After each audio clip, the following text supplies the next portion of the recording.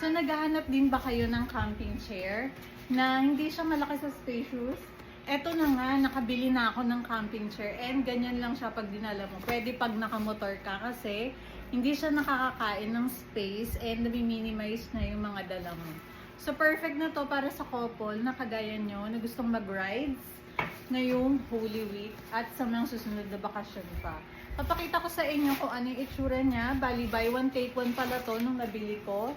Ganyan siya kadali. O, upuan siya, mga ni.